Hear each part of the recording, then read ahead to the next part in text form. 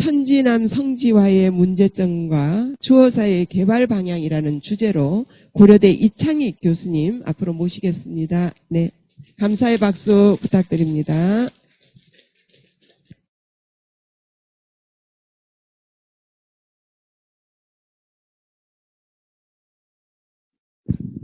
네, 반갑습니다.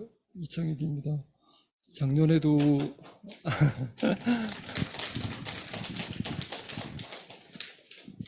한승 선생님하고 같이 1년 전에 여기 와서 발표를 했었는데요.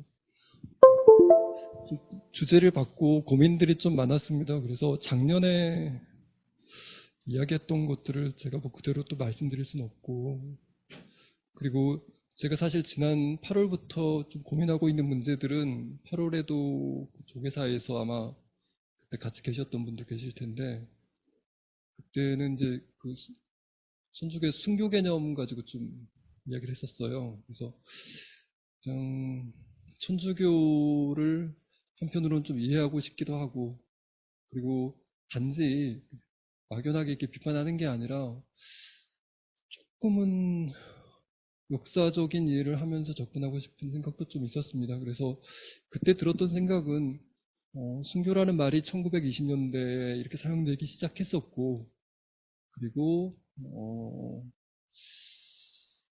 자칫하면, 그리고 이제 나중에는 순교라는 개념이 그 종교, 굉장히 강렬한 종교잖아요. 그러니까 죽음도 불사하는 종교라고 할까요? 뭐 그런 식의 이미지를 심어주는 개념인데, 어떻게 보면 아름답기도 하지만 또 다른 한편으로는 순교라는 개념이 조선 총독보다 일본의 입장에서 순교하는 종교가 어떻게 비춰졌을까, 그 사람들한테는.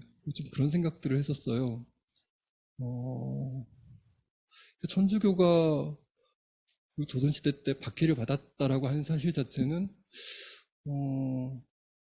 조선 정부가 되게 좋지 않은 정부였다라고 하는 생각들을 줄 수 있잖아요, 사실은. 그리고 그렇기 때문에 천주교 신자들이 조선 말기 때 그렇게 박해를 받았었고, 대원군에 의해서 그랬었고, 어쩌고 저쩌고. 그리고 조선이라는 나라가 그랬기 때문에 당연히 그 나라는 일본에 병합될 수밖에 없었고, 이런 식의 논리, 정당성을 주기도 했을 거다, 순교라는 개념이. 그리고 천주교는 그런 점에서 그렇게 일본 입장에서는 싫은 종교는 아니었을지도 모르겠다, 뭐 이런 생각들을 하면서 시작을 했었어요. 근데 쭉 조사를 하다가 순교라는 개념이 당시에 뭐 자료가 많진 않은데, 일제강점기 후반으로 가면 순교라는 개념이 일본 제국주의를 위해서 한국 시민이 돼서 일본을 위해서 순국한다라고 하는 개념으로 이렇게 변질되는 장면들을 좀 발견을 했었습니다. 그래서 종교적인 가치들이 자칫하면 종교적인 가치로 변질되기도 하고 이용되기도 하잖아요.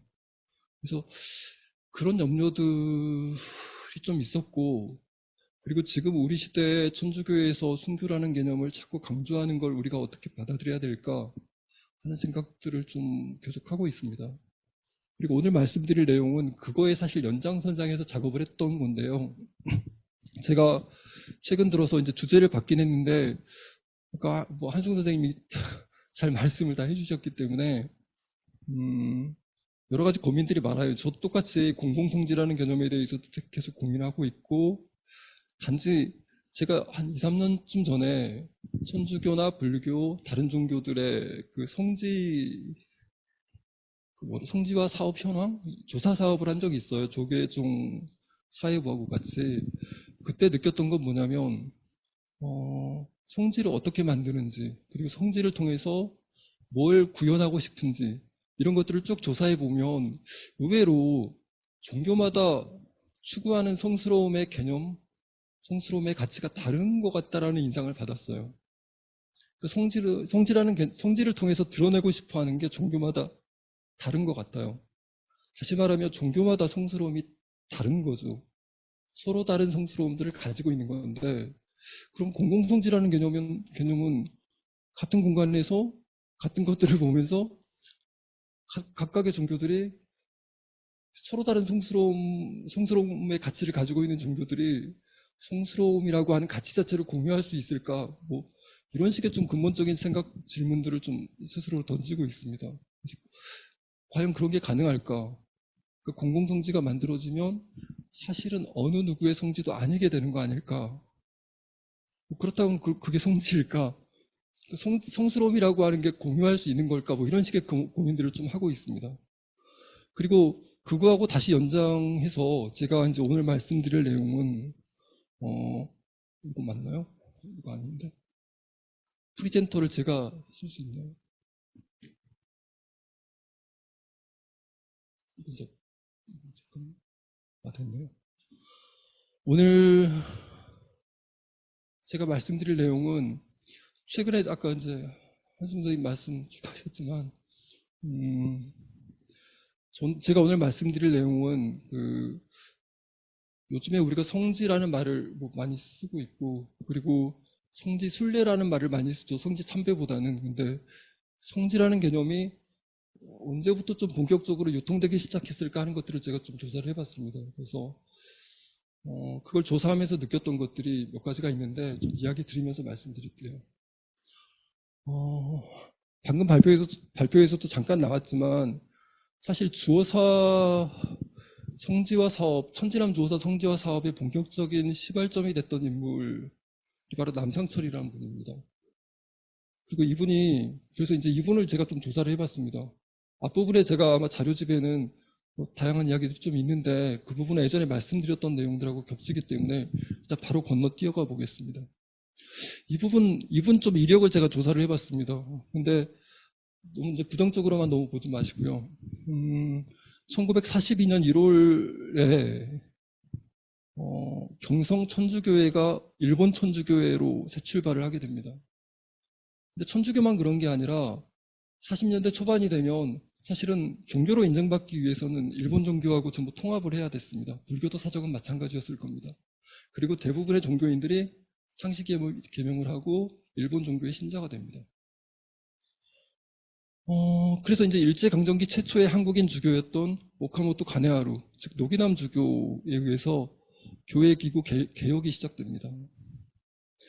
그리고 그 이전에는 이제 교구장이 국민총력 천주교연맹 이사장을 겸임을 했었는데 이때 갑자기 1942년에 충북도의회 의원이었던 미나미, 즉 남상철이라는 분이 갑자기 등장을 합니다.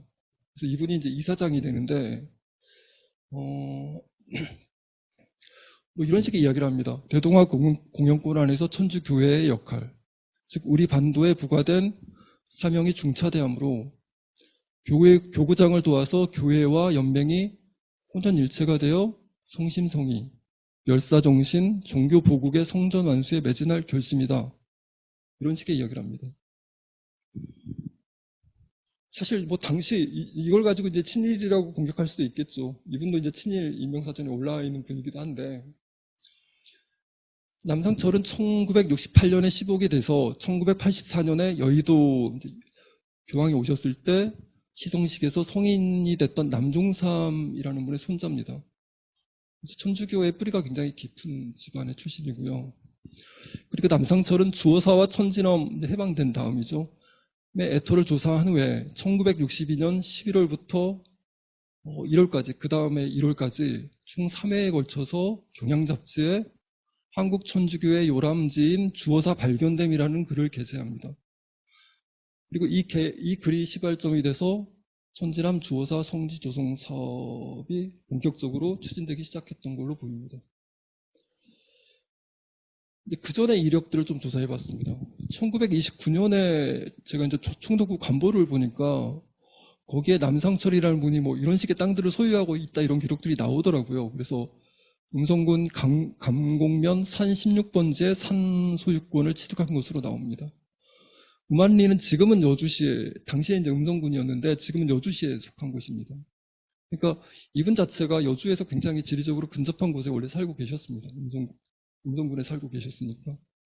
그리고 1929년 건보를 보니까 여기에는 이제 이분이 강원도 영월군 소면에 또 땅을 가지고 계시더라고요. 그래서 이분이 상당히 좀 부유한 지주 집안이 아니었을까 이렇게 생각하고 있습니다. 마찬가지로 역시 1929년에도 경기도 안성군이죠. 여기에도 역시 이제 임야를 소유하고 있는 걸로 나오는데 이게 이제 산림용으로 묶여가지고 보안님으로 편입되었다 뭐 이런 식의 기록도 공보에 나오고 있습니다. 그리고 39년에 역시 관보를 나온 기록인데 남상철이 감곡 금융조합의 조합장이었습니다. 그리고 1939년에 임기가 만료되고 다시 조합장으로 중임되었다. 뭐 이런 식의 기록들이 있었습니다. 그래서 이분이 상당히 땅도 많이 가지고 있고 금융사업에 종사했던 돈도 좀 있었던 분이다 하는 생각을 할 수 있습니다. 1929년 10월 27일 음성군 강곡면소에서는 남상철이 10년 동안 근속하면서 이제 면장으로 근무를 했습니다. 그래서 면민들에게 많은 도움을 베풀었다. 이런 이유로 표창식을 거행하고 기념품을 전달했다. 뭐 이런 식의 신문 기록들이 있습니다. 그리고 1936년, 좀 7년 뒤죠. 이때 이분은 20년 동안 감곡 면장으로 재직한 공적을 인정받아서 면장으로서는 이례적으로 주임관 대우를 받는 종칠이 면장이 됩니다. 상당히 능력 있는 면장이었다는 걸 알 수 있습니다. 그리고 신문, 충북 도의원 시절의 활동 기록들을 보니까 상당히 재주가 있고 뛰어난 분인 건 맞아요. 그리고 이분이 이제 면장에서 1937년에 충북 도의원이 됩니다.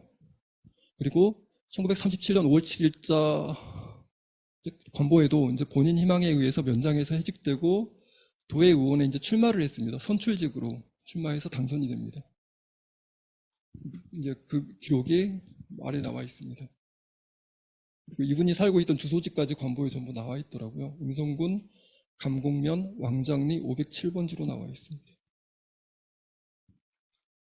1939년 4월에 타테노 신고로 외 10명의 충북 도의 의원들이 2주 일정으로 일본 시차를 떠나는데 여기에 이제 남상철이라는 분의 이름이 있더라고요.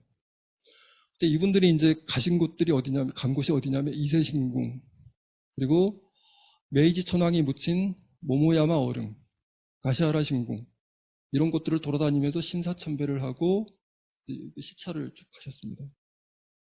제가 사실은 이제 이 기사들을 보면서 저는 이제 도의 의원들이 단체로 이제 간단 말이에요. 일본에 가서 신사참배를 쭉 하면서 순례를 해요. 근데 제가 이제 이걸 보면서 느꼈던 것들은 뭐냐면, 천주교 신자였던 남상철이 일본의 신사참배를 하면서 뭘 느꼈을까? 그런 생각들을 했습니다. 그리고 당시에 이미 1939년이면 일본에서 이제 국가신도 체제에 의해서 신사들이 다 정비돼가지고 굉장히 화려한 건물로 전부 신사들이 세워진 때였기 때문에 그 웅장한 건물들, 그 웅장한 신사들을 보면서 이분이 천주교 신자로서 어떤 생각을 했을까? 그런 상상들을 제가 좀 하기 시작했습니다. 1940년에 이분은 이제 충북 도의원이었던 남상철이 남원, 즉 미나미로 창씨 개명을 했다는 기사를 싣고 있습니다. 뭐 아무튼 공교롭게도 읽는 거는 뭐 조선 총독 당시였나요? 그 총독이었던 미나미 총독, 미나미 지로 총독 이름하고 비슷합니다. 1942년에는 매일신보의 천주교 경성교구장인 오카모토 가네하루, 그리고 이사장인 미나미, 즉 노기남과 남상철이죠. 이분들이 징병제 강연과 순교를 위해서 경성역에서 지방 출장을 다니는 장면들이 나옵니다. 좀 약간 적극적으로 사실 친일 활동을 하신 건 맞습니다. 그리고 44년에는 명치정 천주교회, 그러니까 지금 명동성당이죠. 거기에서 학병으로 출진하는 천주교인들이죠. 46명을 위한 장행회, 송별회를 개최합니다. 학병이나 교직자 등 2,000명이 참석을 했다니까 상당히 규모가 컸었고요. 가톨릭 부적인 오마모리도 수여하고 그랬다고 합니다. 하여간에 이런 식의 축사를 하게 됩니다. 제군들이 출진함으로써 우리 교회를 통하여 국가의 충성을 한층 더하게 되면 이렇게 나와 있습니다. 그리고 아래에 보시면 중간쯤에 이 가열처창한 전국이죠. 전국을 당하여 영혼과 육신의 전 생명을 국가에 바치는 것이 우리의 본분이요 책무인 것이다. 이런 식의 이야기들을 하고 있습니다. 당시에 이제 우리가 저 장면들에 보니까 뭐 정지용, 하대영, 김인수 이런 분들이 와서 피아노 치고 계시고 굉장히 유명한 문학가 예술가들이 피아노 치고 계시고 신앙송하고 계시고 그랬더라고요. 그래서 이제 좀 의외여서 적어봤습니다. 성지참배는 언제부터 시작됐을까 하는 것도 역시 좀 찾아봤습니다. 최근에 이제 이것도 봐보겠습니다. 한국천주교의 청지조성 사업과 관련해서 다방면에서 종교적 갈등들이 계속 표출하고 있습니다. 그리고 성지와 관련된 종교적 갈등을 사실 주도한 건 천주교인 건 맞습니다.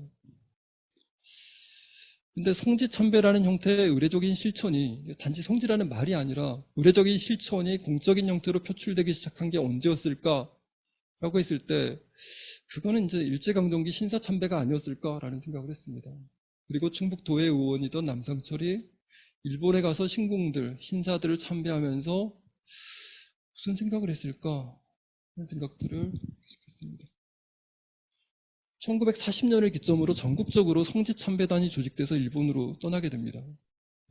1940년 4월에는 강원도 횡성방공단이 일본의 성역을 참배하는 성지참배를 떠났다가 19일에 귀국했으니까 일정이 꽤 길죠. 1940년 11월에도 소학교 아동 14명이 교장의 인솔로 9일 동안 성지참배를 떠납니다. 38년 이전에는 아마 이제 소학교가 일본 학생들이 다니던 학교였겠지만 38년 이후에는 아마 조선 학생들도 있지 않았을까 하는 생각이 듭니다. 1941년 2월에는 부산 지방철도국 직원 24명이 역시 성지참배를 하기 위해서 연락선을 타고 떠납니다. 1940년에는 신문 기사들을 좀 모아봤습니다. 경북 신직회 좀 잘못됐네요. 에서는 기원 2600년을 기념하여 국채명징을 위해 성지참배단을 모집을 합니다. 그래서 4월 30일까지 대구신사 사무소에서 신청을 받아서 1반, 2반 이렇게 나누는데 30명은 5월 4일에서 15일, 제2반은 또 역시 30명은 5월 15일에 출발해서 5월 26일에 돌아오는, 그래서 회비는 50원 뭐 이런 식의 이제 기록들이 있었습니다. 1940년에는 조선중앙 그리스도교 청년 유도 수행단입니다. 유도, 운동하는 수행단이 성지참배 및 시합을 위해서 경성을 떠났습니다. 41년에도 역시 국채명징, 내선일체 뭐 이런 것들을 철저히 하기 위해 청년단원들이 성지참배단을 꾸려서 일본으로 떠납니다. 41년에도 이제 유림들입니다. 유학자들, 면장, 면직원 이런 분들이 역시 고향군에서 성지참배를 떠납니다. 이게 이제 전국적으로 계속 이루어집니다. 충남도 마찬가지로 학동들이 70명이 떠납니다. 그리고 오사카, 가시하라 신궁, 이세 신궁이죠. 쭉 돕니다. 도쿄, 교토를 돕니다. 그리고 신의주 공립고등여학교 3, 4학년 학생이 거의 이제 90명 규모로 성지참배 근로봉사단이라는 걸 꾸려서 성지참배도 하고 일본에 가서 봉사활동도 하고 하게 됩니다. 그리고 갔던 장소들도 역시 중요한 신궁들을 쭉 돕니다. 역시 마찬가지입니다. 강원도 중견부인 양성소에서 역시 농촌을 시찰하고 역시 이제 이분들도 성지참배를 쭉 하게 됩니다. 그리고 당시에 이제 응소군인이니까 일본에서 징집돼 가지고 전쟁에 참여했던 집들 있잖아요. 남자들은 없고 여자들만 있는 집들에 가서 봉사활동을 하게 됩니다. 역시 마찬가지입니다. 계속 이런 기록들이 쭉 있습니다. 전남농회에서도 성지참배를 떠납니다. 유학자들이 역시 이제 조선유도연합회에서도 유학자들이 지도자들을 모아가지고 성지참배를 떠납니다. 마찬가지입니다. 같은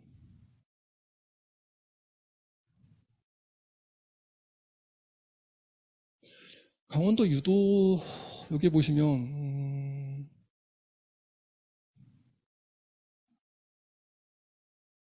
강원도에서도 역시 이제 성지 참배를 떠났는데 10월 14일에 강원도청 아마 도회의실에서 귀한 자담회를 여는데 춘천군 출신이었던 일본인인지 아니면 제 생각에는 한국인 안길성이 아마 창씨 개명을 한 걸로 보이는데 이분이 신궁신사에 참배할 때 그 장엄함에 저절로 머리가 숙여졌다. 조선인들은 신사에 참배할 때 질병 치유나 재액 제거 등 전화위복을 희구하지만 일본인은 오로지 국가의 안위를 기원하며 경신승조에 지성을 다하고 있다. 마지막으로 일본 유교의 총본부로 공자의 신이 하나만 봉사하는 유시마 성당 건축물의 장중함과 미려함에 경탄했다. 조선반도의 문명은 공자 외에 복잡다기한 신의가 있어서 중심을 파악할 수가 없는데 일본은 그렇게 어지럽지가 않더라. 성지가 잘 성스러움이 쉽게 말하면 잘 정리되어 있다라는 생각을 받았던 것 같아요. 그런 식의 인상들을. 그래서 신사 참배 경험들이 그렇게 많지는 않은데 신문에는 이런 식의 경험들이 이 사람들의 마음속에 어떻게 각인됐을까 하는 생각들을 계속 하게 됐습니다. 역시 마찬가지입니다. 43년에도 역시 계속해서 이렇게 참배단을 학교 교원들이 성지 참배단을 꾸리고 조선 총력연맹에서도 성지 참배단을 꾸리고 이렇게 계속 참배단들이 계속 움직입니다. 그리고 조선 연극문화협회에서도 역시 성지 참배단을 꾸립니다.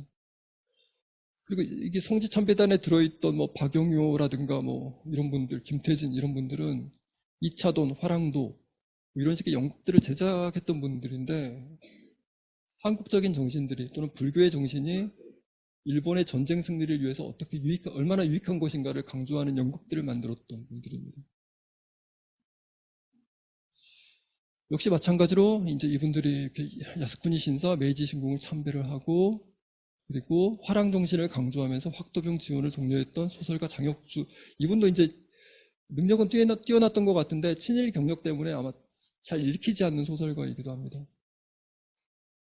성지를 두루 참배하고 그윽한 신역의 존엄에 접하여 우리는 정신이 긴장하여짐을 느낄 수 있었습니다. 뭐 이런 식의 소감들을 밝힙니다. 역시 마찬가지입니다. 계속해서 1943년에는 부여 지역이 이제 원래 이제 일본이 당시에 이제 삼한을 삼국시대 때 한반도를 도왔던 땅이거나 정벌했던 땅이다. 뭐 그런 거하고 엮여져 있기 때문에 특히 이제 부여의 내선 일체의 상징으로 부여의 1939년부터 부여 신궁이라고 하는 걸 짓기 시작하는데 부여 신궁을 짓고 있던 조선의 성지 부여군의 각 면장들이 이제 이렇게 신사참배를 떠나는 장면들도 있었습니다. 역시 마찬가지입니다. 계속해서 있습니다. 그래서 저는 1940년을 전후해서 전국적으로 불어닥친 성지참배의 열풍이 당시 천주교, 개신교, 불교 등의 성직자나 신자에게 특히 천주교 관계자에게 어떤 영향을 미쳤을까 하는 상상들을 계속 하고 있습니다. 그리고 일본의 신사와 신궁을 성지라고 부르면서 집단적인 형태로 성지 참배 이렇게 표현하고 있습니다. 성지 참배 여행을 떠나는 조선인들의 모습 그리고 이 사람들의 고백에서 알 수 있듯이 질서정연하게 전국적으로 배치된 신사와 신궁 그리고 숲과 계단과 신사의 조화 속에서 강력한 성스러움을 분출하고 있는 성지의 이미지들 그리고 신자들의 주기적인 참배와 이를 통해서 재구성되는 신자의 마음 이런 식의 종교 체계가 사람들한테 어떤 인상을 줬을까? 그전에는 아마 조선 종교, 한국 종교에는 없었던 새로운 뭔가를 보지 않았을까 하는 생각들을 좀 했습니다. 일제강점기의 종교계는 신사는 비종교이고 신사참배에는 종교적인 정신이 없다는 이유로 신사참배의 종교성이라는 괴로운 문제와 타협했습니다. 그리고 신사는 행정이나 교육에 속할 뿐 종교에 속하지 않는다. 신사참배는 국민의 도덕이자 윤리일 뿐 종교가 아니다. 이런 식의 변명들을 했습니다. 사실 그러나 이런 식의 종교적인 변명이 타당한지 여부는 논외로 하더라도 당시 종교가 국가의 정치적인 논리에 힘없이 굴복하면서 그러한 굴욕적인 사태에 대해서 종교적인 성찰을 깊이 전개하지 않았다는 것 그리고 오히려 그러한 종교적 위기를 종교적 성장의 기회로 포착했다는 것들은 유감스러운 일입니다. 왜냐하면 현재 굳건한 종교들 개신교 사실 불교도 마찬가지라고 생각합니다. 천주교는 일제시대 때 비약적으로 성장을 했던 종교들입니다. 그래서 이것들을 우리가 어떻게 성찰할 것인가 하는 문제들은 역시 또 다른 성지 개념과 관련해서도 또 다른 과제가 아닐까 하는 생각을 가지고 있습니다. 신사참배에 종교의 정신이 있는지 없는지의 문제는 사실 별로 중요하지 않다고 생각합니다. 종교는 세속에 깊은 영향을 줄 뿐만 아니라 세속으로부터 많은 영향을 받습니다. 그리고 종교계의 신사참배는 역으로 종교 안에 많은 영향을 주었고 그러한 영향은 해방 후에도 계속 지속되었을 거라고 생각합니다. 그리고 현재 성지참배, 성지순례의 아무튼 성지참배의 역사적인 연속성 안에 신사참배의 그림자가 여전히 어른거리고 있다면 현재 우리가 좀 발걸음을 멈추고 현재 우리들의 모습을 좀 진지하게 재성찰할 필요가 있겠다 하는 생각들을 가지고 있습니다. 사실은 이제 제가 이야기할 부분은 이게 중심인데 좀 더 정리해서 말씀드려보겠습니다. 저는 이제 지난 금요일 날 제가 원래 춘천에 살고 있었는데 금요일 날 춘천에서 경기도로 이사를 했어요. 그래서 춘천을 떠나면서 그 전에 좀 관심을 가지고 있었던 것들을 좀 정리하고 싶었습니다. 그래서 춘천에 가면 이제 저희 집 좀 가까운 쪽인데 우두산이 있습니다. 우두산에 있던 소시모리 신사 건립운동에 대해서 쭉 조사를 해봤습니다. 그리고 뭐 저만 그렇게 느낄지 모르겠는데 이걸 쭉 보시면 현재 천주교 성지화 사업하고 굉장히 유사하다는 느낌을 받으실지도 모르겠습니다. 1919년 7월 18일에 경기도 경성부 남산에 아마테라스와 메이지 천황을 제신으로 하는 관패대사 조선신사를 창립하는 일이 결정이 됩니다. 그리고 조선신사는 1925년에 조선신사가 아니라 신궁이라는 이름으로 개칭이 되면서 10월 15일 관패대사 조선신궁 진자제가 열립니다. 그러니까 쉽게 말하면 이제 개소를 하게 된 거죠. 관패대사라고 하는 거는 아마 국가에서 기본적으로 이제 그 지원을 받는 신사라는 이야기일 텐데 특히 황실에서 지원을 받는 걸 관패대사라고 하더라고요. 단지 이제 국가에서만 지원받으면 국패대사, 국패소사 이렇게 부릅니다. 관패대사는 해방될 때까지 조선신궁 하나밖에 없었고요. 부여신궁이 있긴 했지만 부여신궁은 이제 끝내 짓지 못했습니다. 1939년 6월 15일에는 국가총동원 체제 하에서 충남 부여군 부여읍에 관패대사 부여신궁을 창립하기로 결정이 됩니다. 부여신궁의 제시는 한국을 정벌하거나 지원하여 내선일체의 씨앗을 심었다라고 간주된 오진천왕, 사이메이 천왕, 렌지천왕, 진구천왕이었습니다. 부여신궁은 처음부터 내선일체의 성지로 기획되었지만 끝내 완공되지는 못했습니다. 그런데 이제 아무튼 용례를 보면 조선신궁과 달리 부여와 부여신궁은 처음부터 각각 성지부여, 성지부여신궁이라는 이름으로 계속 불리고 있었습니다. 조선신궁 앞에는 성지, 조선신궁 이런 식의 표현들을 잘 쓰진 않는 것 같습니다. 우리는 부여신궁이 내선일체의 상징물로서 성스러움을 분출하고 있었다, 그런 식의 성스러움을 만들고 싶었다 하는 것들을 좀 짐작할 수 있습니다.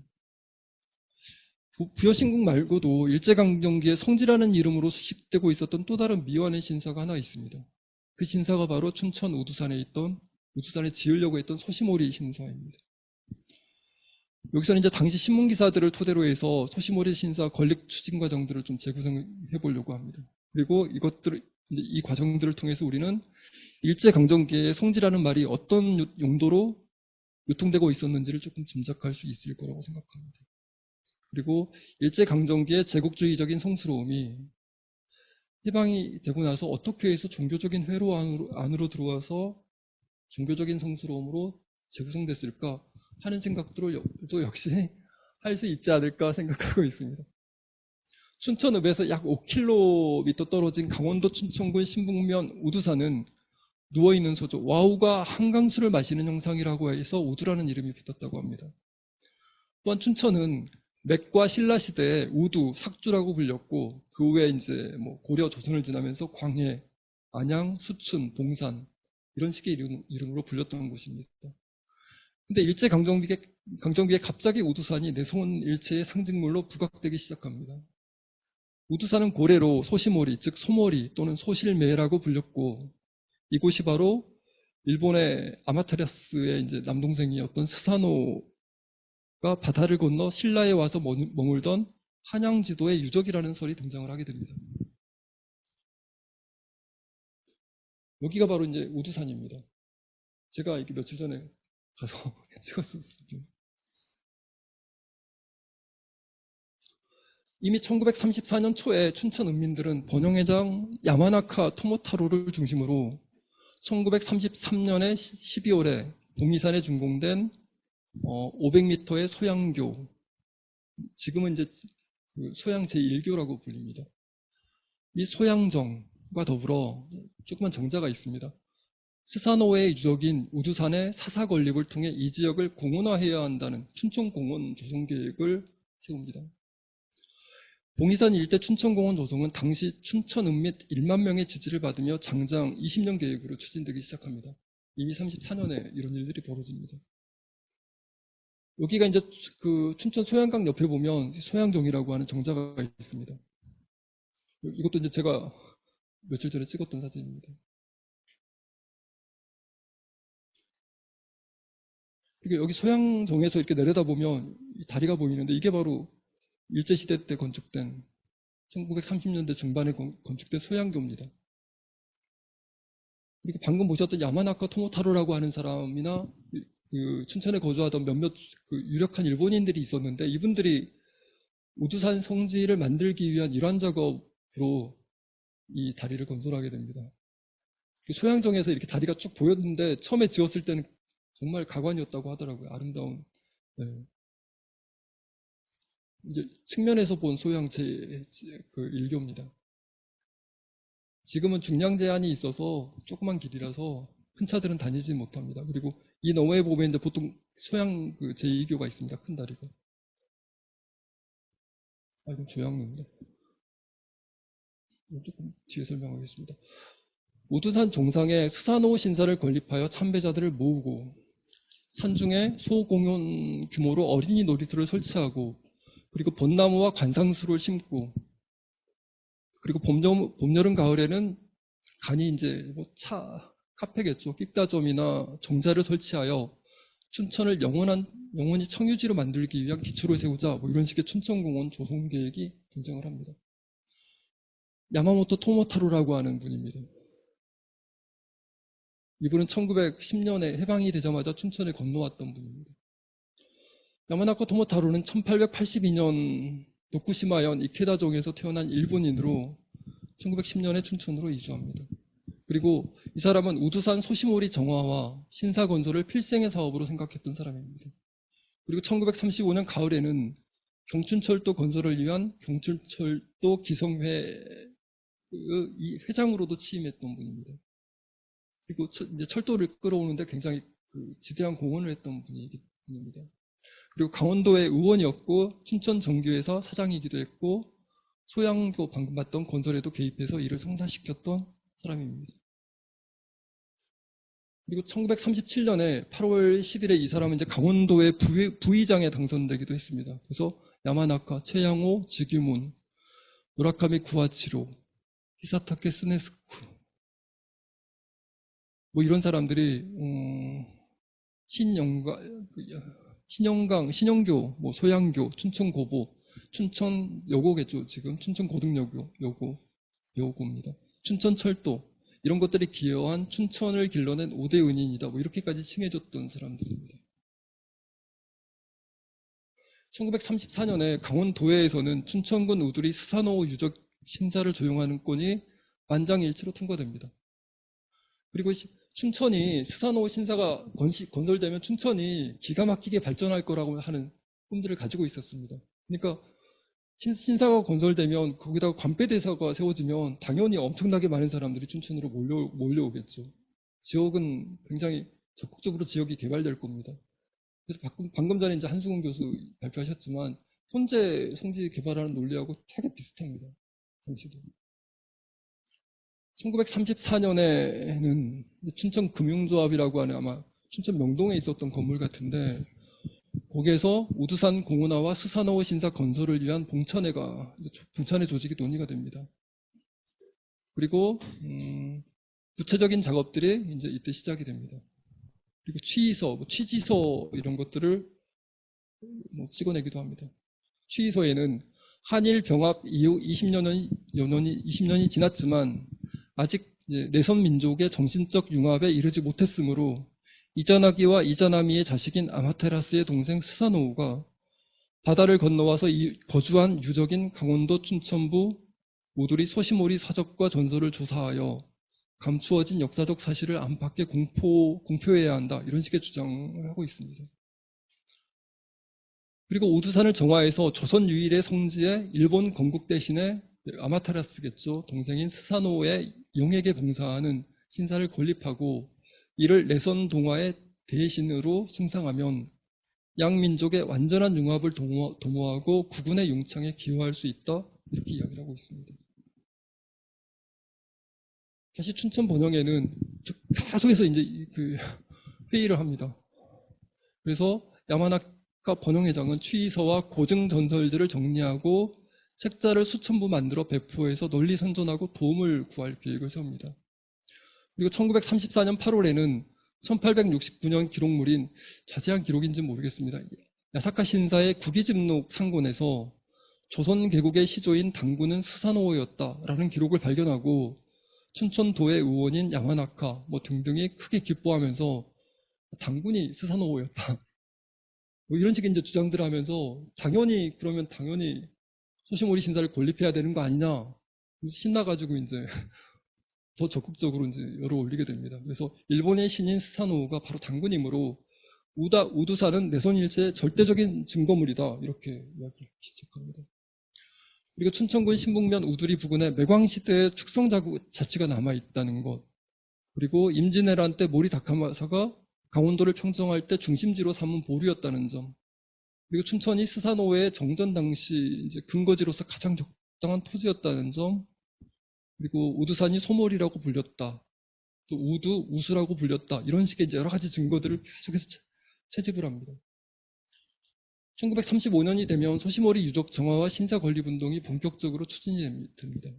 읍장과 번영회장을 중심으로 경신사상을 함양하고 내선 동화를 이룬다는 목적으로 사실을 수집하고 팸플릿을 간행하여 총독 등 중앙의 관계자에게 배포하고 발기인회까지 설립을 합니다. 그리고 스사노우가 신라국에 와서 소시모리에 거주했다는 일본 서기의 기록이 증거로 제시됩니다. 방금 앞에 나왔던 여러 가지 증거들이 제시됩니다. 그래서 팸플릿에는 사적 7건, 고증 8건, 전설 4건 등의 스사노 소시모리 유적에 관한 증거물들이 실리게 됩니다. 당시에도 지금하고 똑같아요. 고증 작업을 해서 여기가 성지였다는 걸 성지라는 걸 증명을 막 합니다. 증거를 모아서. 그리고 정치인들을 설득하는 작업들을 계속 벌입니다. 당시 우두산 정화와 소시모리 신사 건립은 야마나카를 중심으로 하는 이제 사람들에 의해서 점차 실현되고 있는 것처럼 보였습니다. 그리고 그들은 소형 신사인 이제 사자가 좀 다릅니다. 신사라 하더라도 어떻게든 먼저 일단 신사를 먼저 건립하고 그 다음에 확장시키겠다라는 계획을 세웁니다. 그리고 1935년에는 야마나카, 또 다키자와 춘천군수, 가와사키 읍장 등등이 우두산을 이제 현장 답사를 합니다. 그리고 신사를 건립할 위치, 그리고 참도죠, 표참도 위치 이런 것들을 협의를 합니다. 근데 성지 조성 과정은 이제 결코 순탄하지는 않았던 것 같습니다. 우두산은 당시 김씨문중의 소유지로 이미 500여 기의 묘가 있었다고 합니다. 그리고 신사를 건립하려면 묘를 전부 이장해야 했기 때문에 당시 현장 답사를 할 때 군수가 김씨문중 대표였던 김교린 등 5, 6명을 불러서 신사 건립과 묘의 이장을 권했다고 합니다. 그리고 김교림은 신사 건립은 반대하지 않지만 자손의 도리로 조상의 묘 위에 신사를 건설하는 건 절대 받아들일 수 없다. 이렇게 반대를 합니다. 그래서 춘천 군수가 토지 수용량을 바라는 안까지 염두에 두고 있다. 이런 것들이 이제 신문 기사에 나옵니다. 그리고 또 추후의 모습 기록들은 없는데 아마 토지를 어떻게든지 수용한 것 같은 걸로 보입니다. 지금 제가 이제 갔을 때 다시 김씨문중, 선상김씨 종산 이렇게 지금 현재 이렇게 다시 바뀌어 있습니다. 그리고 무덤들도 몇 개 있습니다. 500개는 아닌 것 같고 흩어져 있는데 몇 개 정도 남아 있습니다. 여기에 이제 종친에 이렇게 사무실 같은 건물도 하나 지어놨더라고요. 오지산 입구에. 1935년 2월 9일 야마나카, 다키자와 군수, 가와사키 읍장 자주 등장하는 인물들입니다. 이분들은 이제 도청에 찾아가서 신사 건설을 위한 구체안을 보고하고 건설비 보조를 신청합니다. 소시모리 신사 건설비는 총 1만 원이고 그 가운데 사할은 도에서 보조해 주기를 이제 기대합니다. 그리고 역시 마찬가지로 지사에게 청원서를 제출할 때 우두산이 스사노 유적지고 당군과 동일한 신이 바로 스사노이고 이런 것들이 다 증명이 된다. 그리고 일본에서 제41회 제국의회에서도 이미 다카키 마스타로라는 사람이 조선신사에서의 스사노 봉사가 필요하다. 이런 이야기를 했었다. 그래서 아마테라스, 조선신궁의 아마테라스를 모시고 있는 조선신궁뿐만 아니라 스사노를 모시는 신궁이 필요하다. 이런 것들을 계속 설득하는 작업들을 합니다. 역시 이제 비슷한 이야기들입니다. 어디서 나왔는지 모르겠지만 스사노우가 당군이라 칭해진 스사노우가 강원도 춘천부 소시모리를 근거지로 조선 개발을 위해 밤낮으로 일했다. 그리고 백성들이 역병으로 괴로워하자 역병의 수호신이 되었다. 뭐 이런 식의 이야기들이 등장하기도 합니다. 그리고 청원서에는 소시모리 신사가 조선신궁처럼 관폐대사라는 최고의 삭격에 올라야 하므로 1만 원 정도는 드려야지 된다. 나머지 6할은 어떻게든지 기부금으로 충당을 하겠다라고 이야기를 합니다. 그리고 당시 이제 일제강점기 후반기이기 때문에 전쟁에 돌입한 시기들이죠. 그래서 내선일체를 강조하던 당시 총독부 방침과도 부합하는 신사다 이렇게 계속 강조를 합니다. 근데 물론 이제 아까 말씀드린 대로 1939년에 관폐대사 부여신궁 창립이 결정되면서 부여신궁이 바로 내선일체의 상징의 신궁으로 건립이 되거든요. 그랬기 때문에 춘천의 우두산에 내선일체의 상징으로서의 성지 소시모리 신사를 건립하는 게 주장들이 좀 힘이 좀 떨어지긴 했을 거라고 봅니다. 1935년에는 강원도 경찰부장의 초청으로 총독부 촉탁이자 고고학자인 가토 강가쿠라는 사람이 소시모리를 시찰합니다.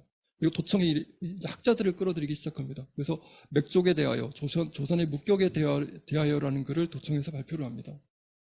그리고 춘천 신북면 우두리가 맥족의 축성 자국이 남아있고 소시모리 신사가 민중교화와 신앙심 함양을 위해 의미 있는 일이다. 이런 식의 학자들이 이제 지지를 끌어내는 작업들을 하게 됩니다. 그리고 우두산에서 발견한 신라시대 기와가 있다. 그래서 여기가 상당히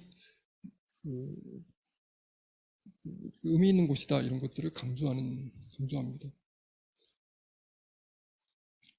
여기 석청, 돌men 이런 것들이 있는데 아마 지금 레고랜드 들어선 중도 그쪽 지역이 아닐까 싶습니다. 1935년에도 역시 이제 소시모리 유적 정화 및 신사 건립 발기인회가 일반의 기부금 1만 원을 모집하는 인가를 받기 위해서 취의서를 제출합니다. 그래서 기부금은 먼저 신사 건립을 위해 필요한 우두산 땅 매수, 그리고 신전, 참도, 식림 등에 사용할 예정이고 모집 기간은 36년 3월까지로 되어 있습니다. 그리고 발기인회에서는 신사를 건립한 후에 5개년 계획으로 신사를 관폐대사로 만들어서 기원 2600년을 계기로 국가에서 관장하도록 이양하겠다. 이런 식의 계획까지 세웁니다. 그리고 이미 설계까지 마쳤다고 하는데 설계도를 볼 수는 없으니까요. 그리고 1935년에 야마나카는 경성에 가서 총독부의 양해와 찬조를 간청하고 다시 동경으로 건너가서 충무대신을 비롯한 관민들을 만나서 청원할 계획을 세우게 됩니다. 그리고 실제로 동경에 건너갑니다. 이분이. 그래서 1935년 봄에 야마나카가 도쿄에서 궁중 벚꽃놀이 하는데 참여한 것 같아요. 회식 모임에. 그래서 거기에 초청받아가지고 총리 대신이라든가 대관들에게 소시모리 유적 정화와 신사 건립을 요청하게 됩니다. 그리고 35년 4월 27일에는 동경에서 이제 전보를 보냅니다. 그래서 총리 대신, 사이토 자작, 육군 대신, 총무 대신, 마루야마 귀족원 의원 등등에게 이제 찬성을 받았다. 이런 사실들을 춘천으로 전보로 보내게 됩니다. 그리고 이 사람이 5일에 귀국합니다. 이런 것들이 전부 조선신문이라고 하는 이분이 상당히 유력자였던 게 자기 일정 자체가 동선이 조선신문에 계속 보도가 되고 있습니다. 신문 기자들하고도 연결이 돼 있지 않았을까 하는 생각을 가지고 있습니다. 1935년에는 지사와 관민 800명이 정말 조그만 산이거든요. 우두산은 동네 야산이에요. 100m도 안 되는, 100m 정도 되는.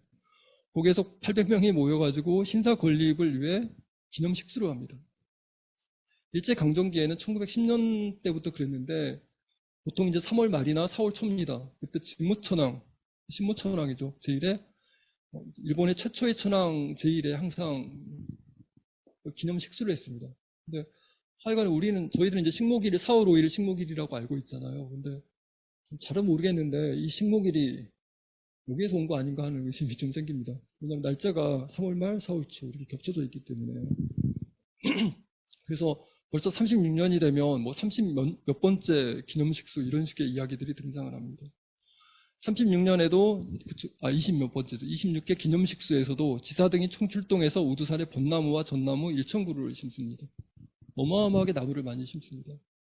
그리고 이 모든 일은 신사건설 애정지에 미리 조림을 하기 위한 의도에서 빚어집니다. 그러니까 집을 짓지도 않았는데 미리 조림부터 하기 시작합니다.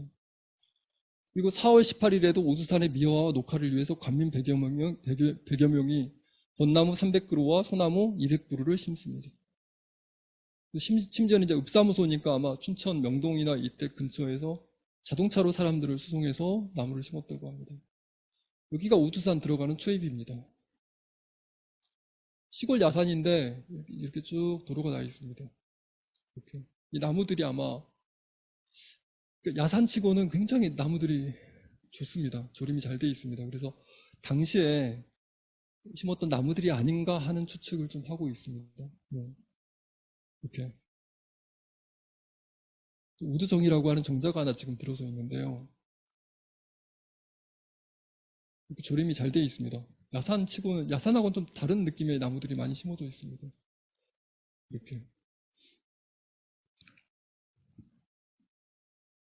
지금은 이제 철봉 몇 개 갖다 놓고 공원처럼 돼 있기도 하고요. 1937년 1월 23일에는 춘천금융조합 무상에서 춘천신사의 순경자 대표인 이제 신사 대표들인데 총대들, 도의원들이 모여서 춘천신사를 국회사로 승격시키기 위해서 신사를 조용하는 일에 협의를 합니다. 그전에는 이제 도에서 관리하는 신사였는데 이걸 이제 국가에서 관리하는 국회소사로 승격하기 위한 준비 작업들을 합니다. 그리고 이때부터 춘천신사가 국회사가 되면 소시모리 신사를 춘천신사에 합사하겠다, 스사노를 춘천신사에 합사하겠다 이런 식의 이야기들이 나오기 시작합니다. 그리고 춘천신사를 국회사로 조용하려면 20만 원의 경비가 필요하다는 총독부 의견이 있어서 경비를 마련할 방법들을 강구하게 됩니다.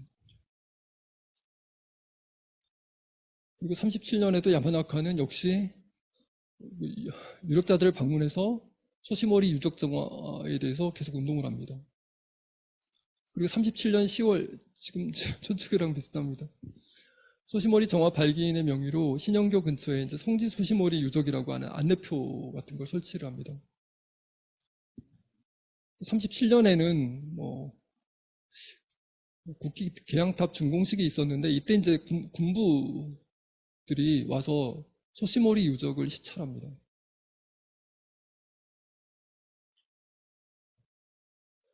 그리고 37년 12월 1일자 조선신문에는 소시모리 신사 건립 찬성자 이름이 공개되어 있는데 이때 조선총독 미나미지로, 정무총감, 강원도지사, 문사령관 등등 쟁쟁한 대부분의 사람들이 찬성자 이름으로 올라와 있습니다. 1938년 1월에는 강원도청 부속 건물인 조양루를 소시모리 성지인 우두산으로 이축하는 일이 결정이 됩니다. 조양루는 당시에 강원도 물산진열관으로 사용되고 있던 문소각과 함께 지금은 문소각은 없어진 걸로 알고 있습니다. 1890년에 고종의 명으로 건축되었습니다. 문소각은 고종이 이제 전쟁이 일어나면 도망갈 궁전으로 사용하려고 건축했다고 합니다. 당시의 조양루 사진입니다. 문소각과 같이 있었던 사진으로 보입니다. 지금 조양루입니다. 현재 우두산으로 옮겨갔었는데 이게 거의 80년 가까이 우두산에 있다가 2013년에 다시 강원도청 앞으로 다시 돌아왔습니다. 강원도청인데 최근에 그 레고랜드 사태 때문에 지금 시위하고 계십니다. 그리고 이 뒤쪽에 보시면 이렇게 조양루가 이렇게 보입니다. 네. 이분들이 시위하는 내용은 주로 이제 최문순 전 지사 욕하는 내용들이었습니다. 근데 다른 신문 기사를 보면 조약로 이축 배경이 좀 더 자세히 나와 있습니다. 강원도청은 도청 정문 옆에 조약로를 소시모리 신사 건립 발기인회에게 매각했다는 기록이 나옵니다. 그리고 발기인회에서는 조약로를 1938년 봄에 우두산 일각으로 옮겨서 우두산 미각을 정비하고 아울러 이 누각을 소시모리 유적 참배자의 휴게소로 이용하기 위해서 조약로를 사가지고 이제 이축한 걸로 신문에는 그렇게 나오고 있습니다. 1938년 3월 17일에는 야마나카 토모타로가 3월 4일에 죽습니다. 몸이 건강 이상으로. 그래서 후임 회장을 뽑기 위한 회의가 열려서 히사타케 스네스쿠라는 사람이 이제 회장을 이어갔습니다. 그리고 이분이 이제 야마나카가 워낙 공로가 많았기 때문에 춘천 지역 유지들이 모여서 돈을 모아가지고 춘천공회당 앞에다가 야마나카 흉상을 이렇게 제막식도 하고 뭐 그랬습니다. 동료는. 야마나카 사후에 1938년 10월에도 소시모리 유적 정화에는 정화기금을 계속 모집합니다. 그리고 보존회 회칙까지 마련을 합니다. 보존회의 사업은 유적지를 정화하고 유적지 내에 수목을 갱신하고 수목 채취를 금지하고 유적지를 매수하고 도로를 부설하고 유지하는 일 등이었습니다. 그리고 39년 여름에는 다시 이제 기자단들을 초청하고 그다음에 소시모리 유적기념 스탬프를 제작합니다. 사람들이 이제 참배 와서 오면 도장 찍어주잖아요. 그 스탬프를 제작해서 참배 오는 사람들한테 기념 스탬프 도장 찍어주는 작업들을 하기 시작합니다. 지금 우리도 많이 하고 있는데 아마 이게 신사 참배 경험이지 않을까 하는 생각도 좀 듭니다. 춘천번영협회는 환기 2600년 기념사업으로 결국은 신사를 짓지 못하고 우두산 정상에 5억 원을 조용하기로 결정을 합니다. 그리고 1940년에 지진제를 거행합니다. 땅을 안정시키는 제사인 것 같아요. 그리고 유지들이 참석해서 제사를 지냈다고 하는데 5억 원이라고 하는 건 이제 아마 울타리 담장을 건설하는 작업을 했던 거겠죠. 그래서 1940년 4월 29일에 관민 40여 명이 모여서 공사를 마치고 재전을 했다. 이렇게 이야기합니다. 실리와 5억 원 설치 공사를 합니다. 실리라고 하는 건 이제 히모록이라고 하는 거는 신사나 가미다나처럼 신붕처럼 신이 머무는 고정된 장소나 사물이 아니라 임시로 신이 머무는 곳이라고 합니다. 그래서 아마 모르겠어요. 아마 울타리를 치고 그 안에 뭔가 상징물을 놓지 않았을까 하는 생각은 하고 있습니다. 지금 우두산에 가시면 이렇게 되어 있습니다. 우두산 전투 전적지 6.25 전적지로 되어 있습니다. 그리고 당시에 신사터에 지금은 충렬탑이 세워져 있습니다. 그래서 우두산에 가면 깜짝 놀라는 게 산이 야산인데도 위에가 이렇게 거의 잘려져 있습니다. 위에 이제 평평하게 잘려져 있어요. 그래서 거기에 정말 신사 올라가는 계단처럼 돼 있죠. 그렇죠? 위에서 내려다본 장면입니다. 참 의아한데 광주에 가면요, 광주 신사가 있는데 거기도 마찬가지예요. 광주 신사터에 가면 신사가 있던 자리에 현충탑이 있거든요. 저는 그거 볼 때마다 의아한데 왜 우연의 일치인지 모르겠는데 신사터에 이렇게 현충탑이 세워지고 이런 식의 기념비가 세워질까? 참 묘한 느낌이 듭니다.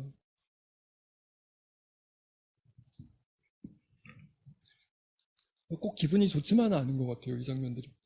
밖에서 보면 정말 그렇게 보입니다. 이렇게 신사터였다라는 게 막 느껴집니다. 아마 이런 것들이 결국은 이 부분들이 아마 아까 그 울타리를 쳤던 장소가 아닐까 짐작이 됩니다. 1940년에는 미나미 총독 부인이 춘천을 방문하기도 하고 1940년에는 미나미지로 총독이 직접 강훈신사에 참배를 하기도 합니다.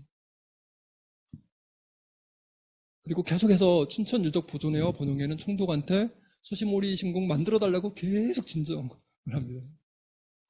같은 이야기를 계속 반복합니다. 진짜 지금이야말로 스사노가 당군인데 지금이야말로 내선 동화를 위해서 이거 신사를 지어서 지금 알려야 된다. 이야기를 계속합니다. 같은 이야기들입니다. 심지어는 이제 소시모리 신사가 아니라 소시모리 신궁을 지어야 된다. 부여 신궁을 지으니까 우리도 신궁으로 해달라 이제 이런 식의 주장들을 하게 됩니다. 혹시 여기도 군사령관, 군부들이 계속 방문하는 장면들입니다. 그리고 이런 식의 기록도 있습니다. 화가였던 히요시 마모루라는 사람이 강원신사의 육척 병풍 두 쌍을 복납했는데 여기에 이제 하나는 금강산을 그린 것이고 하나는 소시모리 풍경을 그린 거였다고 합니다. 신문에 사진도 나와 있긴 하더라고요. 41년이 되면 육군지원병, 아마 이제 학병이나 이런 걸로 출병하는 사람들이 훈련소 생도들이 춘천에 와가지고 강원신사에 참배를 하고 소시모리를 같이 이제 시찰을 합니다. 이렇게. 그리고 10월 30일에 300명이 오고, 31일에 300명, 11월 1일에 270명, 11월 4일에 400명, 몇천 명이 와서 소시모리를 이렇게 돌고 갑니다. 그리고 41년에 관폐사 다음 등급인 국폐사로 승격한 강원신사와 함께 소시모리 참배가 이루어지고 있음을 알 수 있습니다. 그래서 이때쯤 되면 조금 이제 신궁을 짓겠다는 의지가 좀 약해질 법도 한데 끝내 버리진 않았던 것 같습니다. 42년에도 소시모리 정화에는 정신적 황미랄 이런 것들을 강조하면서 소시모리 정화 운동을 계속 강화합니다. 같은 이야기를 반복합니다. 좀 더 구체적인 이야기인데 넘어가겠습니다. 비슷한 이야기들, 증명들입니다. 계속해서. 그리고 미야오치의 말에 의하면 춘천 과민은 우주산 전체를 매수해서 수십 년 동안 성지 정화 운동을 계속하고 있었고 소시모리 신사 건립은 양민족의 정신적 융합에 기여할 숭고한 사업이므로 장기간에 걸쳐서 산 정상을 매수하고 신원을 이제 담장을 울타리를 건설하고 조림을 했었다 이런 이야기를 하고 있습니다. 나머지는 또 비슷한 이야기들입니다. 역시 1942년에도 강원도 토목계 1인자이자 춘천 고등여학교 설립에 기여했다라고 하는 무라카미 구하치로와 미야오치 이쿠타로 이런 유지들이 역시 정화일을 통해서 성역 일대 토지를 매수하고 헌목, 양림 등의 청소 정화 작업을 계속합니다. 그리고 정화일을 재단법인으로 조직해서 성지 소시모리를 정화하는 작업들을 계속 강화해 나갑니다. 1943년에는 이제 소시모리 근처 마산리에서 석분 돌무덤들이 발견됐다고 합니다. 그래서 고고학자인 세키노 박사가 예전에 이제 소시모리 동쪽에서 석충에서 석기를 발견한 적이 있는데 마산리 석분에서도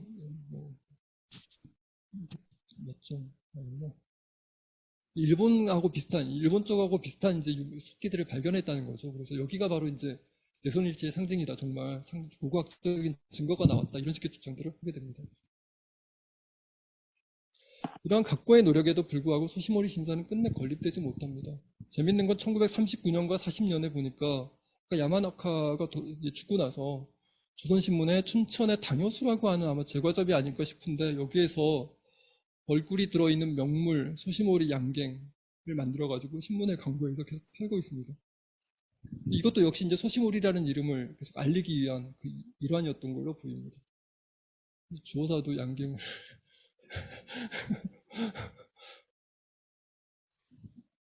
그런데 이제 1939년이 되면 경주 번영회에서 경주에서도 자기들이 스사노 사적이 신라 경주에 있다. 경주가 사실은 소시모리다. 그래서 경주의 관배대사 소시모리를 건립해야 된다. 이런 식의 주장을 하면서 경주 번영회장이 총독에게 또 진정서를 냅니다. 그 진정서를 제출하기 위해서 도청과 경종으로 사람들을 파견합니다. 그래서 춘천과 경주 사이에서 소시모리 원조 논쟁이 또 벌어지기 시작합니다. 춘천신사는 1913년에 춘천의 이제 경신가, 일반 시민에 의해서 봉이산 비슷의 작은 이제 소사로 건립이 됐었는데요. 1915년에 신사로 개칭을 했고, 1918년에 현재의 세종호텔 자리에 건립되었다고 합니다. 그리고 1939년 8월에 신사규칙이 제정된 후에 춘천신사는 강원도에서 신찬 폐백료를 받는 도공진사로 승격이 됩니다. 도의 지원을 받는 신사가 됩니다. 그리고 다시 1938년에 춘천신사를 강원신사로 개칭을 합니다.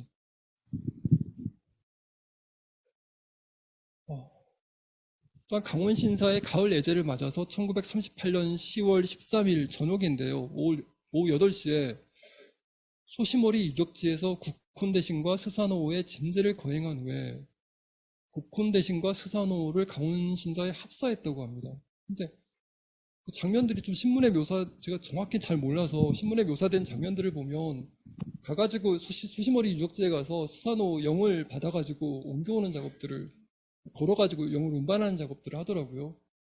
그래서 그런 모습들을 보면서 신사는 종교가 아니다, 종교의 정신이 아니다 이렇게 이야기할 수가 있을까 하는 생각이 듭니다. 그리고 당시에 그런 모습들을 옆에서 지켜보면서 조선총독부에서 야 신사는 종교가 아니야, 신사 참배해도 해도 돼, 종교하고 상관없는 거야 이렇게 이야기했을 때 저런 장면들을 봤던 조선인들은 어떤 생각이 들었을까 하는 생각들을 좀 하게 됐습니다. 그래서 강원 신사는 아마테라스와 그전엔 조선신궁처럼 아마테라스와 메이지 천왕만 있었는데 여기에 스사노 국혼 대신을 제신으로 하는 신사가 되었습니다. 제가 알기로는 아마 국혼 대신은 이제 보통 정복하는 정복지에 이렇게 두는 신사에 두는 신으로 알고 있습니다. 그래서 1941년에 강원 신사가 다시 국패소사가 됩니다. 여기가 지금 이제 춘천 세종호텔입니다. 봉이산 자락에 있는. 그래서 여기가 이제 지금 신사 올라가는 참도였습니다. 그리고 이게 바로 이제 당시 신사 건물 중에 유일하게 남아있는 게 지금 흔적이 이겁니다. 뒷부분에서 보면 이렇게 되어 있습니다. 이 건물이고, 춘천 시내가 이렇게 전체적으로 다 보이는 곳에 위치해 있습니다. 네. 그리고 이것들을 보면 역시 일제시대 건물임을, 색깔들을 보면 일제시대 건물임을 그냥 알 수 있습니다. 옆에서 본 모습입니다. 그리고 아마 추정이 되는데 당시 신사에서 신사 들어가기 전에 손 씻고 했던 그게 여기에 남아있는 걸로 보입니다. 그리고 세종호텔입니다. 이 자리에 신사가 있었겠죠. 그치? 역시 마찬가지입니다. 지금 신사가 있던 자리에 호텔이 그대로 들어와 있습니다. 아까 우리가 기념탑을 봤던 것처럼. 1938년에 강원신사의 스사노오가 합사되고 41년에 강원신사의 국패소사 연력, 승격이 이루어지면서 소시모리 신사 건립은 사실상 거의 불가능하게 된 것으로 보입니다. 그럼에도 불구하고 성지 조성 사업은 계속 한동안 계속됩니다. 그리고 내선 일체의 성지였던 부여신궁이 건설되고 있는 상황에서 춘천의 소시모리 신사를 건립하기는 쉽지는 않았을 겁니다. 그리고 부여신궁이나 소시모리 신사는 제가 아까 처음에 말씀드린 것처럼 신문에 등장할 때 성지, 소시모리, 성지, 부여, 성지, 부여신궁. 성지라는 말이 가장 많이 붙는, 거리낌 없이 자연스럽게 붙는 대표적인 단어가 바로 조선신궁은 제1위의 신사인데도 불구하고 성지 조선신궁이라는 이름이 안 붙더라고요. 근데 성지 부여신궁, 성지 소시모리 이런 이야기가 이 수식어가 붙는 게 바로 두 가지였습니다. 부여신궁, 소시모리 신사입니다. 근데 아이러니하게도 성지라는 말이 붙었던 이 두 신사는 끝내 완공되지 못합니다. 부여신궁은 계속 짓고 있었지만 너무 크게 지으려고 해서 그런지 몰라도 결국은 짓다가 말게 되고 소시모리 신사는 삭길도 못하고 결국 짓지 못하게 됩니다. 우리는 신사 창립과 신사 참배에서 생성된 성지 개념과 성지 조성 사업이 해방 이후에 한국 종교의 성지 개념, 성지 조성 사업, 그리고 땅을 보는, 성지를 보는, 유물을 보는 종교인들의 시선에 어떤 영향을 줬을까 통화를 하는 중인가? 하는 생각을 하지 않을 수 없다고 생각했습니다. 저는 개인적으로 그렇습니다. 그러니까 뭐 우리는 부정하고 싶겠지만 모르겠어요. 다른 뭐 자료들이 있으면 뭐 다행인데 제가 찾아본 바로는 성지 참배라는 근대적인 형태의 성지 참배가 이루어지고 있는 장면은 신사 참배가 시작이 아닐까 하는 생각을 일단은 가지고 있고요. 그리고 근대적인 의미에서의 성지 조성 사업이 시작된 것도 역시 신사 조성 사업이었다. 그리고 근대적인 의미에서 성지 개념이 강조되기 시작한 것도, 그러니까 일제시대 강점기의 신문에서 그 전에 성지라는 말이 쓰이긴 해요. 근데 유럽의 팔레스타인을 가리키면서 성지 팔레스타인, 남의 나라 이야기처럼 이야기한단 말이에요. 근데 바로 우리 개념으로서의 성지라는 개념을 쓰기 우리라고 하긴 어렵죠. 하여간에 조선 땅에서 벌어지고 있는 일을 가리켜서 성지라는 말을 쓰기 시작한 건 부여신궁 소시모리 신사가 아닐까 하는 의심을 일단 제가 가지고 있습니다. 그래서 신사참배의 경험이라고 하는 게, 그전에는 신사참배 같은 경우는 그냥 신사비종 결혼, 신사참배는 친일인가 아닌가, 신사참배는 정당했는가 그렇지 않은가, 얼마나 반성했는가, 이런 식의 이야기들을 쭉 해왔는데, 그거하고 상관없이 신사참배의 경험이 종교 안에 어떻게 흘러들어왔을까, 어떤 영향을 미쳤을까. 그리고 일본, 전 잘은 모르지만 제가 느낄 때는 일본의 신사라고 하는 게 온갖 신화들을 사실 땅에 이렇게 새기는 작업들이라고 생각해요. 기본적으로. 온갖 이야기들을 전부 땅에다 새기는 작업이 신사를 만드는 작업인데, 그걸 가장 적극적으로 했던 종교 중에 하나가 바로 신토가 아닌가 하는 생각을 가지고 있습니다. 천주교에서 천주교의 역사를 계속해서 땅에 새기고 각인하는 작업들을 계속하고 있는데, 한국 천주교에서 등장하는 모든 중요한 이야기들, 사건들은 전부 땅에 새겨가지고 성역화하거나 성지를 만들거나 어떻게든지 하고 싶어 하는 것 같은데, 그런 식의 충동들이 좀 이상하게 이 신사참배, 신사라고 하는 거 계속 겹쳐지고 있습니다. 그래서 좀 자제해야 되지 않나. 이제 아까 한승민 교수도 성지라는 개념 조금 지향할 대목들이 있다라고 이야기하셨는데, 저도 이제 예전에 송탁스님하고 전화 통화하면서도 그때 그렇게 스님하고도 그런 이야기를 했었는데, 일단은 성지라는 말을 쓰지 않았으면 좋겠다 하는 생각을 최근에 저는 좀 가지고 있어요. 그러니까 그 이유는 아까 이제 이야기하셔서 부연 설명할 필요는 없다고 생각하고요. 성지라는 개념을 가급적 쓰지 말자. 그리고 아까 이제 국가 예산을 지원받는다라고 했는데, 예산을 지원 못 받게 하고 막 좀 극단적인 방침으로 나아갈 수도 있겠지만, 그거보다는 일단은 국가에서 지원받는 사업들의 성지라는 말을 가급적 쓰지 않는 방향으로, 일단은 좀 못 쓰게 하는 방향으로 협의가 좀 이루어졌으면 좋겠다 하는 생각이 들고요. 그리고 좀 다른 이야기인데 일단 보고 있습니다. 같은 이야기인가요? 네네. 신사를 성지로서 참배하고 건립했던 경험들, 이런 것들이 아까 성지참배단을 꾸려서 일본으로 떠나는 장면에서 보셨던 것처럼, 일본에 있는 신사들은 다 성지라고 불러요. 성지참배단이라고 부르고. 근데 조선 안에서는 성지부여, 성지소시모리, 이런 식의 표현들 외에 다른 것들을 발견하기는 쉽지는 않았습니다. 그래서 저는 이제 이런 식의 신사참배의 경험이 아까 말씀드린 것처럼 종교 안으로 어떻게 스며들어왔을까 그런 생각들을 하고 있고, 그리고 천지남 주어사와 관련해서는 제가 계속 정리를 좀 하고 있는데, 아마 다음에 좀 더 정리가 되면 발표할 다른 기회가 있지 않을까 하는 생각을 가지고 있습니다. 근데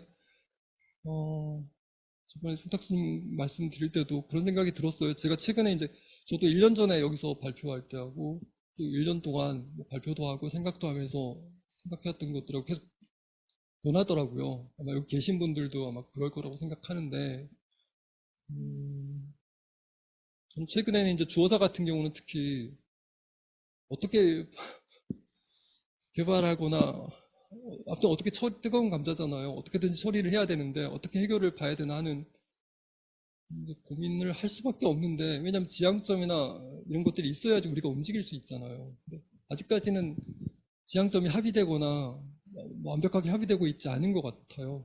주어사를 어떻게 처리할 것인가 하는 입장이 불교계에서도 여러 가지 자극들과 동기에 의해서 확산은 되고 있지만 수렴되지는 않는 걸로 보여요. 아직까지는. 근데 저는 개인적으로는 아까 처음에 말씀드렸던 것처럼 성지 개념을 조사하다 보면 각 종교의 성스러움이 이질적이다라는 생각들이 들 때가 많습니다.